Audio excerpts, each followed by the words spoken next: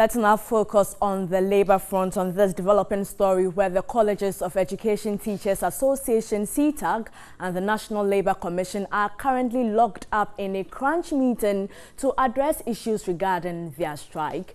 The teachers and the Education Ministry have been at loggerheads with the ministry, describing the action by the teachers as unreasonable. CETAG members have been on strike for the last 22 days, insisting they will not return to class owing to stalled negotiations on their book and research allowance.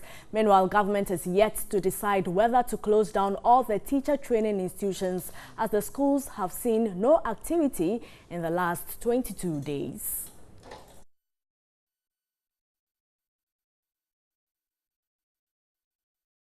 And joining me in the studio is Anthony Dazi. He is the president of the Teacher Trainees Association of Ghana.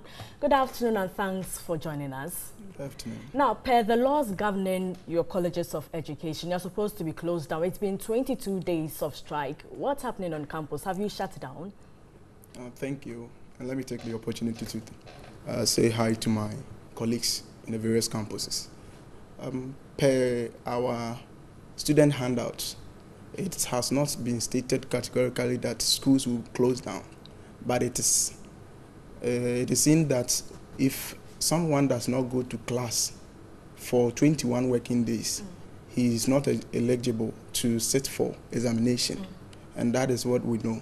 We don't know whether after 21 days schools should close down, and so we're waiting for government or the officials in charge of colleges of education to come out with proclamation, then maybe we'll go by that. So what is currently happening on campus now? What's the mood of the students? I think what is happening now is very unbearable on the side of the students. For quite 31 days now, no master have come to class to teach. Those on the out segment, they've been there for 2 good months, and there has not been any supervision or whatsoever. So we just left on campus, and what we do is bath, take in food, and we just walk around. But especially the first years, they've been on campus, they don't know what they are doing. They've not been orientated. They are just there and a whole lot. So actually some of them have gone home without even asking for permission. And others are just there waiting that masters will come and teach. Our understanding is that the Teacher Trainees Association of Ghana, you are in support of CETAG. Is that the case? We are not really in support of any of the parties. It is just that we have seen the situation that we are the suffering side. And so almost all our releases were saying that both parties should come in agreement and then resolve the issue so that we can actually have our teachers back to class.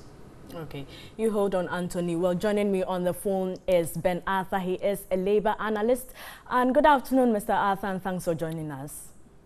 Yeah, good afternoon, madam, and good afternoon to all your viewers. All right, now the Labour Commission has now intervened to get this impasse resolved. But let's look at the posturing of the Education Ministry. They earlier described the strike action as irresponsible. Do you think the Labour Commission can bring finality to this matter? Hello? Hello? Hello, Ms. Arthur. Yeah, your line was dropping. I was saying from the posturing of the Education Ministry, they described the strike by CETAG as irresponsible. And I'm asking whether you think the Labour Commission can bring finality to this matter. Well, thank you for the question. Yes, Labour Commission has the powers, has the jurisdiction to help the parties, negotiate in good faith, and not only that. At one point in time when they are not agreeing, the Labour Commission actually has power to call for a compulsory arbitration that will be led by a panel of 3 of the commissioners. And whatever award that is issued out, that will be binding on the party. So the Labour Commission has the power to call the parties, not just to order, but to give them the platform for them to treat the matter amicably. Now let's look at the issue of bad faith in negotiations. The Education Ministry says you can't be on strike and make these demands. What do you think can be done? How should CETAG have handled this issue? Hello, your line is breaking. I was asking, how do you think CETAG should have handled this issue, looking at the issue of bad faith in negotiations, as the Education Ministry says that you can't be on strike and make demands? Okay, I now understand your question. Normally, when there is an ongoing negotiation or there's an intervention in the form of arbitration of issue, any strike that is instituted becomes illegal because the motive for such a law is to make sure that you don't tie the hands of one party at the back. So that constitutes coercion. Once you agree to participate in any negotiation, deviation, or voluntary arbitration or compulsory arbitration, whatever it is, once you agree to participate in such an intervention, you cannot continue to be on strike. What it means is that CETAG ought to call off that strike in order to technically qualify to come on board or to get to government for the two parties to sit down. Or once National Labour Commission invites them and there's reasonable cause to believe that there is an intervention being introduced, then you call off the strike. And then once you don't call off the strike, even if the strike had been legal from the very beginning, one could measure a portion of it to be illegal because you need to call it off, come to the negotiating table, and then when you are dissatisfied, because you always have the right to go back and call for strike. So that is the essence of it. Once you are able to do that, then the employer also exercises the power to vote or to take away your pay that you have made on illegal strike. So that's the position of the law.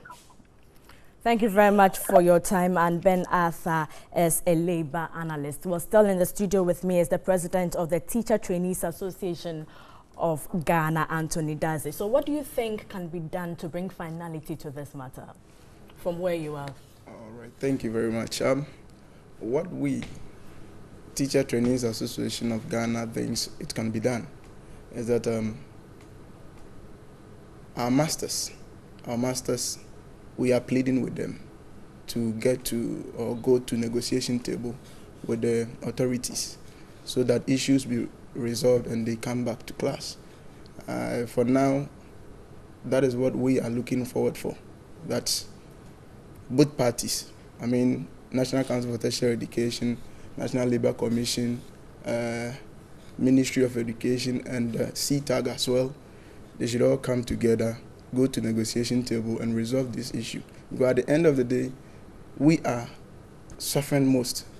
We students, we are on campus and almost all their actions are affecting us more than any other person. So we're calling them, we are pleading on all parties that they should come together to resolve issues so that we can have our teachers back to class. Thank you very much for your time. And Anthony Daze is the president of the Teacher Trainees Association of Ghana.